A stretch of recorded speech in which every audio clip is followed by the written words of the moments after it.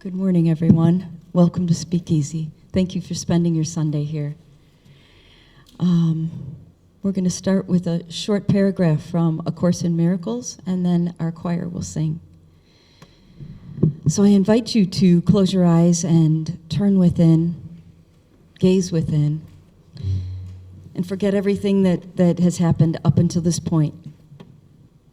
We ask that you simply do this.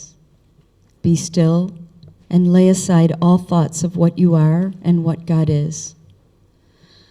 All concepts you have learned about the world. All images you hold about yourself.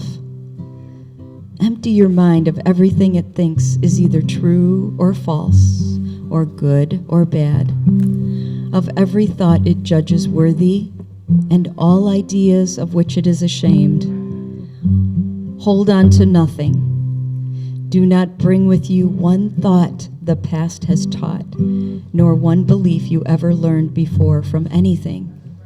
Forget this world, forget this course, and come with holy empty hands unto your God.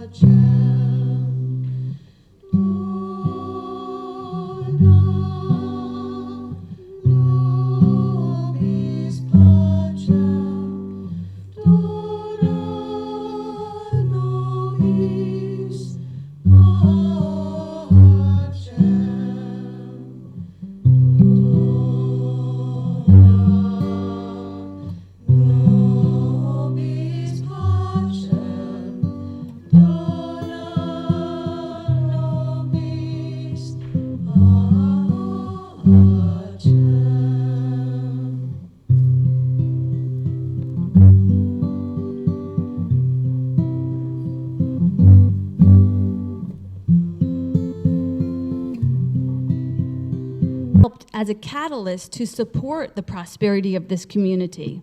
And it made me think of a story that I heard when I was a practitioner in spiritual prac training. And it's a story that goes in about 5 chapters. The first chapter, you might have heard this before, but the first chapter is, it's about a hole, and it says, there was a deep hole in the sidewalk. And chapter 1, I walked down the street, I fell in, I'm lost, and I'm helpless. And it takes forever for me to get out of the hole. Hey, Carol, God bless you. Chapter 2, I walk down the same street. There's a deep hole in the sidewalk, and I pretend I don't see it. And I fall in again, and I can't believe I'm in the same place, but it's my fault. But still, it takes me a really long time to get out. Chapter 3, I walk down the same street. There's a deep hole in the sidewalk. I see it, I fall in, now it's habit. If you were here when Todd Fink came and spoke to us about that story of throwing the rocks back in the ocean and the habit that happens when we move along unconsciously. But it's habit, but my eyes are open and I know where I am. I'm in the hole and it's my fault and I get out immediately. Chapter 4, I walk down the same street. There's a deep hole in the sidewalk. I walk around it. Chapter 5, I walk down a different street. And I remember the first time I heard this story, and I was like, oh my gosh, it was in the beginning of my realization in my own personal training that I could change my world, that I was responsible for my experiences.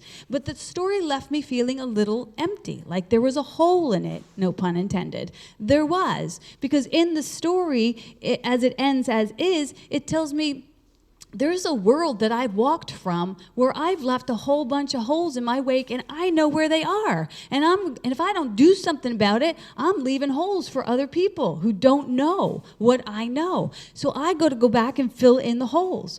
So it's time to fill in the holes. For we want to be holy, it's time for us to fill in the holes. And the first step to filling in the holes is to speak the truth. The truth is there's a hole. There's a hole in all of us, but the good news is it's God size.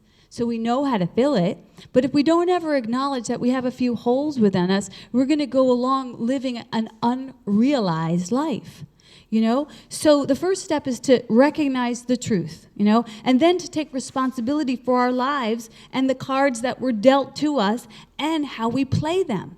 I couldn't change that my mom had cancer, that I was a kid coming up that way. But as an adult, as a spiritually evolving individual, I could take those cards and decide, how am I going to play them to the optimal idea for myself and for everyone that I serve?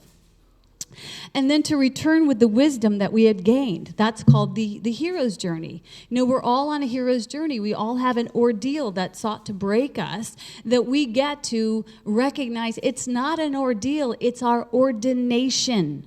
Okay, that's why we are all ministers of God's love. We are ordained through the things that sought to break us so that we can return with the elixir to our community.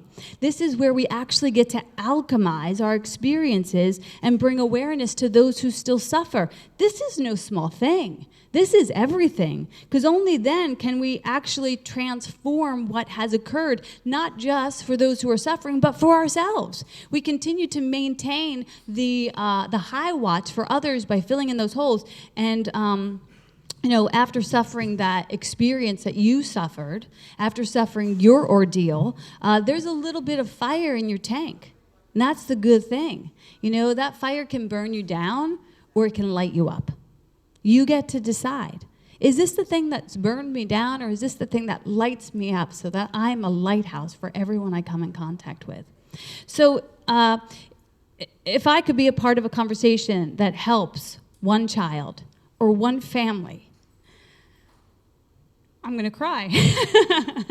Navigate cancer in a new way, that would be a worthy use of my hour, If I could be an example to one kid or one family to say, this is not going to take you to ashes. This is going to be the thing that might, brand you into a great tool for God, but it will not burn away that which is really true about you. You will rise from this. If I can say that to one kid who suffers in that way, that's an example of a modern day resurrection, okay? This is the ultimate idea of what we're designed for. This is what we are here for. This is what you're here for. This is what I'm here for. This is how we ensure that our pain is not in vain, So we do this. We see this happening in many different pockets in the world, sometimes beautifully and elegantly, sharing our experiences and strengths and hopes and visions and sweat equity and prosperity, and the experience of the pain that we experience is now used for the kindling to warm our brother's bones. Like, that's an optimal idea of how we could navigate this illusion of falling in that hole and being a victim. So that's what it means when Jesus said, you can raise the dead. When we read those words on the page, we think that's not going to happen. I don't know what he means by that. You can't raise the dead. But Raven just raised the dead. You know what I mean? You brought somebody to a greater idea of themselves through the use of your conscious dedication to healing. That's no small thing. This is how we give our brothers and sisters a second breath, things that deserve a second breath. You're still standing. You're not done yet. God's not done with you. So we fill in the holes, and this is what makes us holy. By being holy, we stand at the edge, and we help a brother out by saying the words that we have earned through our experience. We say the words, you're healed. You're holy, you got this. You are capable of getting up and walking. When Jesus said, get up and walk, that we could say that to our brothers. You got this, get up and walk. I just heard somebody say that to me this morning. They were going with a different script. I said, take two, and they said, I got this. And I said, yeah, you do. You know what I mean? You don't want to be laying on your back saying, I can't get up, I've fallen, I can't get up. That's not helpful. You want to say, I got this, motherfucker. So Because the other story has just told us that we have gone to sleep on ourselves, right? We've forgotten our perfection, our potential. And I know that it looks dark sometimes. And I know that the hour looks dark sometimes, but we could say to that place within us, listen, you are the light of the world. That's why it looks dark. Don't look for light in the world. Look for light in yourself. You're here to be the change you want to see. And that's the God's honest truth.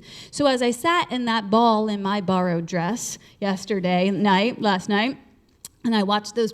Personally, God's whole and holy truth can sometimes be a bit scary to trust. And also, sometimes it can feel a bit too impeccable for a mere mortal like me, because I want to put on that white picket fence. I want to shellac it and make it pretty and not really tell you the whole and holy truth. But we're at Speakeasy, and we're here because we are dedicated to a religion or a philosophy or an experience that says, I want to speak easily even about the rougher things in life. So I don't want you to water down your truth. I want you to deliver it to me. I can handle the truth. So we attempt to develop the courage to speak and share our truth, even in a world where we're weaving webs, And it's not easy because sometimes we think, is God's whole and holy truth even possible or attainable or valuable? Because it certainly doesn't look like it's being valued out there in the world. Do we value the truth? Can we handle the truth? There's an Irish saying that says, never let the truth get in the way of a good story.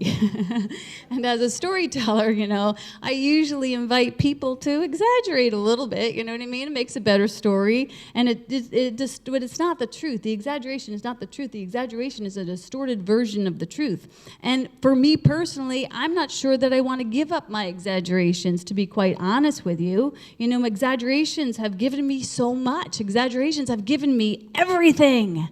That's an exaggeration. It's a joke. Just seeing if you're still with me. All right. So even in the 12-step, in regards to honesty, they have a caveat that says, except for when to do so would cause you harm or cause another harm. So if somebody should come to you and say, do these jeans make my ass look fat? Your answer is yes, no, ma'am. No, ma'am, they do not. Because I have another friend, Maureen from New Jersey. She used to always start off every single story when I'd ask her anything, and she'd say, let me put it this way. Because she knew there was a million ways to put it, you know what I mean? That she wasn't necessarily going to give you the whole truth, but let me put it this way. Let me put my own spin on it. And we have a woman in our community named Jen Chatta, who, when you ask her a question, she usually says, don't get me started lying, right? So, and Gloria Steinem says, the truth will set you free, but first it will piss you off. So, our relationship with the truth is going to be sort of ebb and flow, kind of jagged. It's hard to always live in the truth. Some of us, and at different times in our life, are addicted to lying and exaggerations, call it what you will. We show up late, we blame the traffic when we show up late. Or, our husband asks us what we spent on something, and we round it to the nearest $100. Round it down, of course. It was free. So it's like we don't really trust that people can handle our truth. But there is an elegance of honesty that honestly needs no adornment. Honesty can be so beautifully elegant when it's not encumbered with a whole bunch of explanations and adornments. And I think that idea is so beautiful. So as a community, as a whole society, we recently participated in a very theatrical public conversation that made us look at perspectives, right? There was her perspective and there was his perspective, and his perspective made her a liar. Her perspective made him a liar. So the problem was not the truth. The problem was a perspective. They were both trusting their memory from many, many years ago. And although I personally, had a certainty that her ordeal was real because of the horrific nature of it and because it rang so true for me and so many others who have experienced that firsthand, I didn't know if it was the 100% true facts. And I couldn't. We couldn't trust him 100%. We couldn't trust her version 100%. We had to wade into the murky waters, and we needed to implement our ability to get some clarity. We're starving for clarity. And I love that the choir is actually going to sing a song today. I can see clearly now. Unbiased clarity is not something that we've been paying attention to. This unbiased clarity can only come from God.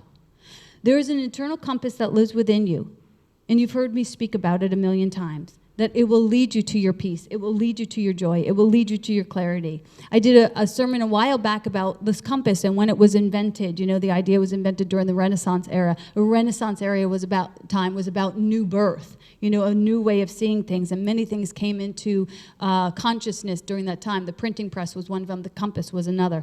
So the compass was able to tell us, the compass, a well-working compass does not lie.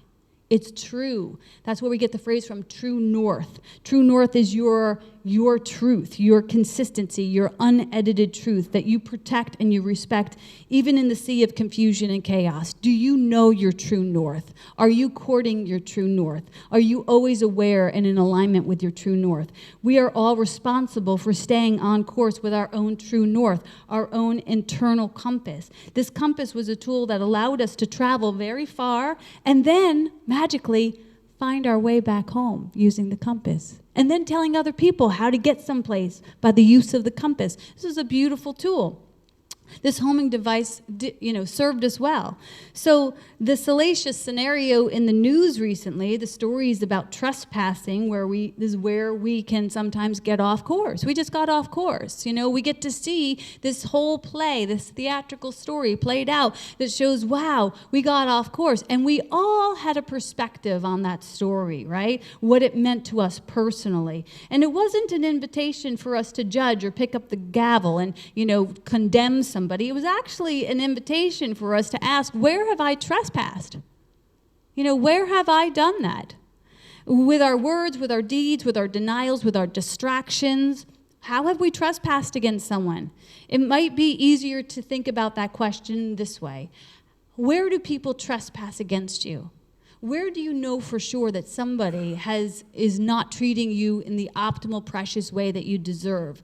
Look at that scenario. Look at what you think the core belief is that lives underneath that trespass, and then own that because it's yours.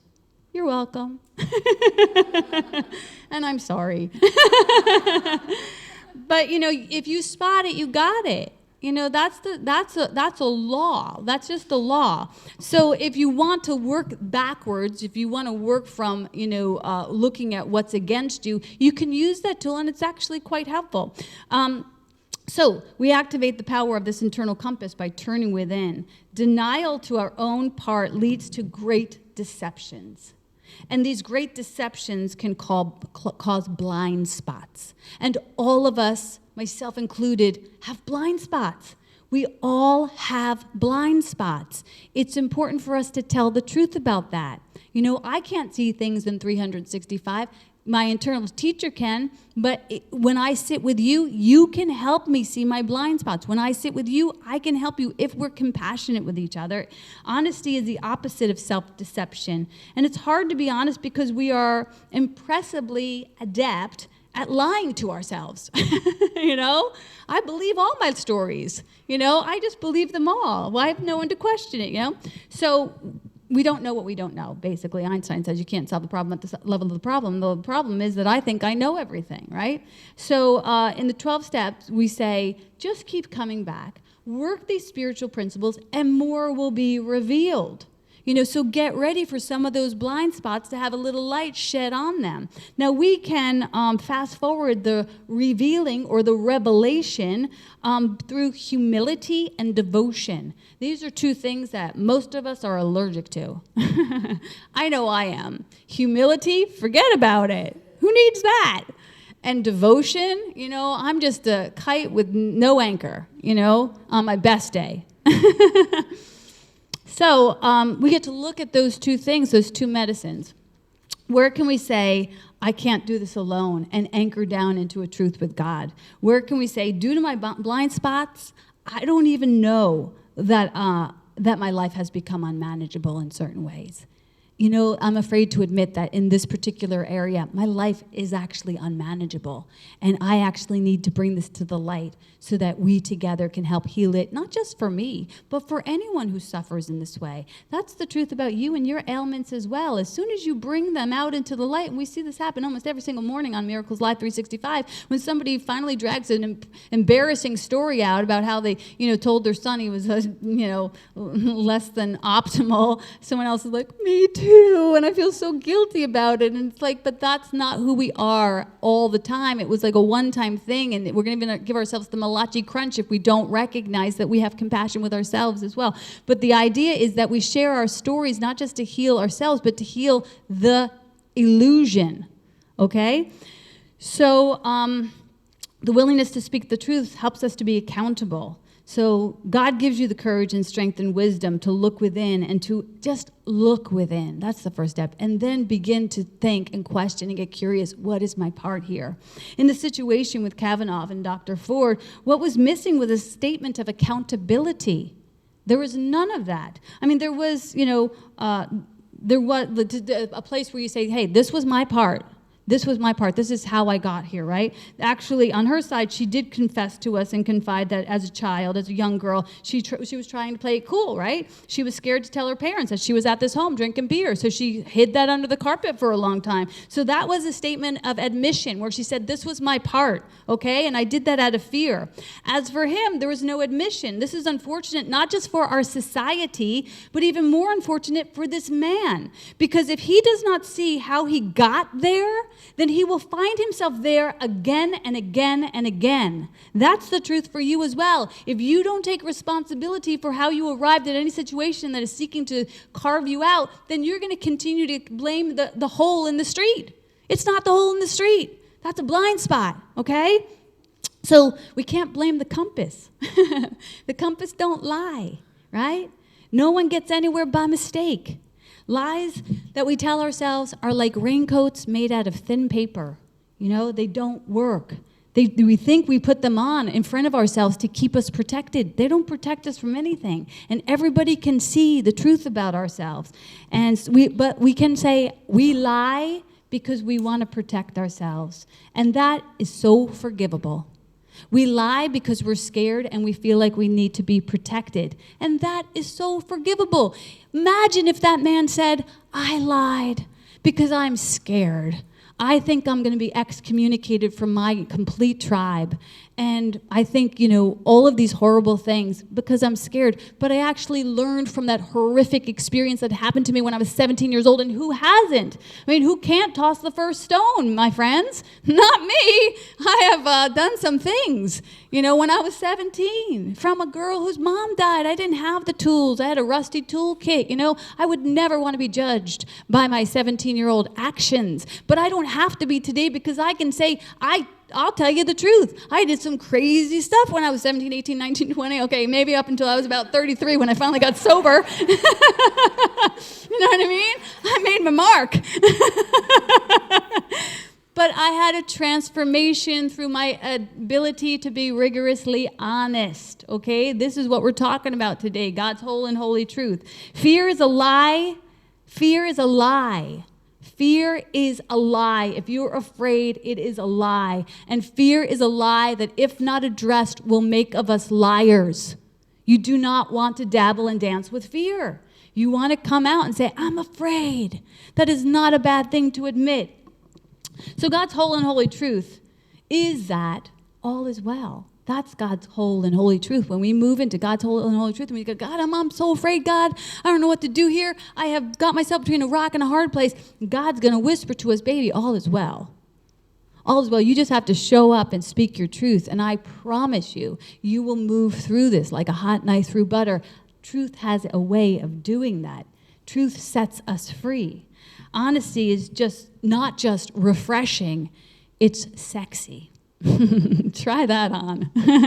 Right? When somebody tells you the truth and it comes from a sincere devotion to authenticity, it's like, what? I'm listening, my friend. It takes courage to be that kind of honest. It leaves courage in its wake. Because when someone shows up to be that kind of honest, everybody perks up and says, dang, I could be that kind of honest. That's a possibility for me too. I could be that kind of honest. When you see someone's been transparent, it helps you to find the ability to honor your own truth. That's what happens in the 12-step. You dedicate yourself to honesty is a true demonstration of self-care. It's so caring to honor your truth. And it gives someone, to give someone your honesty, your honest to God truth is very soulful and very generous. You've experienced it when someone's laid down the truth for you with all its warts and riddles, and you didn't condemn them. You know, you said, oh my God, that's a beautiful truth. I get to see the whole dimension of who you are. Not just that picket fence that you want to show me. You just opened your door and let me have a cup of tea at your table because you're serving me the truth now. And it's so nurturing for my soul. It connects us with each other instead of ripping us apart as that shit show did a few weeks ago, you know? And it allows us to travel lightly. It builds bridges of peace and freedom. Honesty leaves us with no regrets. Can you imagine moving in that degree of authenticity to have no regrets? In the 12-step, it says, you know, our past will be transformed to serve us and serve others. So you can handle the truth. We all can.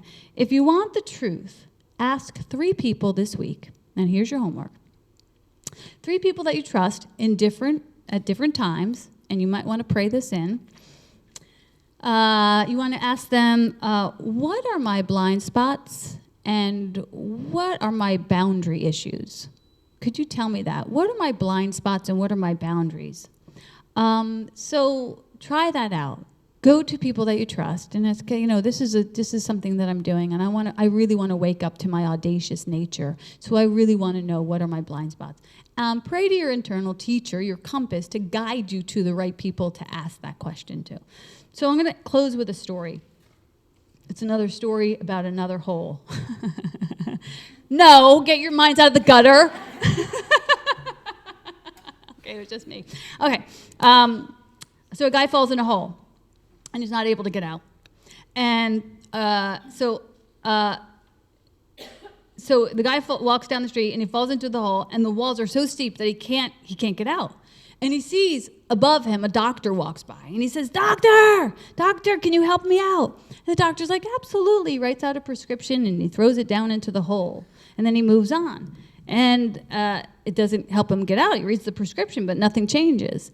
And then the priest comes by, and he says, Priest, Father, can you help me? You know, I'm in this hole. I can't get out. The father, he writes down a prayer, and he throws it into the hole. And he gets, you know, a little bit further, but he slips right down.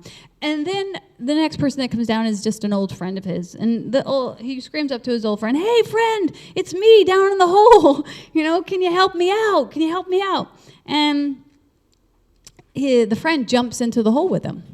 And the first guy looks at the second guy. He says, What are you doing down the hole? Now we're both here, you idiot. And he says, No, I know. I've been down here before, and I know the way out.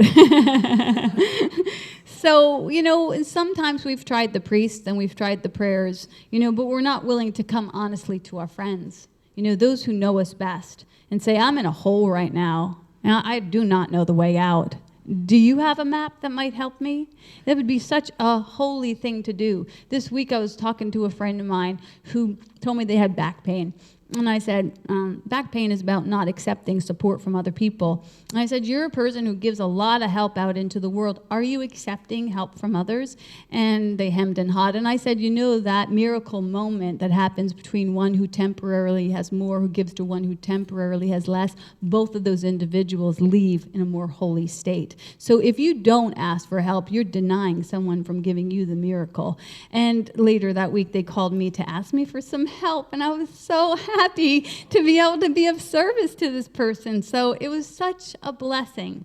So it's time for us to confess that our healing is within our reach, and it's time for us to grasp for it, not just for ourselves, but so that we can be the guy who knows how to walk others out of hell as well. And that, my friend, is the God's honest truth, and that's the word.